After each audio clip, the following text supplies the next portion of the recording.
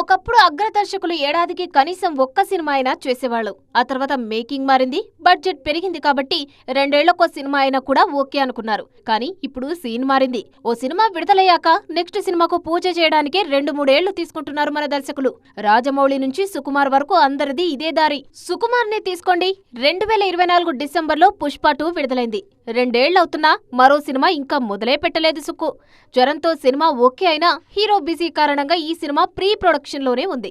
ఆ మధ్య రాజమౌళి కూడా అంతే. RRR రిలీజ్ డేట్, వారణాసి పూజా డేటుకు మధ్యలో అక్షరాల 3 ఏళ్లకు పైగానే గ్యాప్ ఉంది. శేఖర్ కమ్ముల కూడా ఇదే దారిలో నడుస్తుంటారు. ఓ సినిమా విడుదలై అది అయిపోయాక ఏడాదికి పైగానే ఆలోచించి మరో ఏడాది స్టోరీ రాసి అప్పుడు కాని ముహూర్తం పెట్టరినా.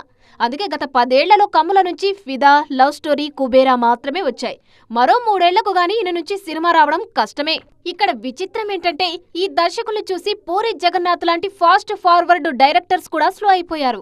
డబుల్ స్మార్ట్ వచ్చి 2 ఏళ్లైనా మరో సినిమా రిలీజ్ చేయలేదు పూరి. ఏడాదికి కనీసం ఓ సినిమా చేసే త్రివిక్రమ్ స్లో అయిపోయారు. వంశీ పైడిపల్లి 4 ఏళ్లకు పైనే గ్యాప్ ఇచ్చి ఈ మధ్య సల్మాన్ సినిమా షురూ చేశారు.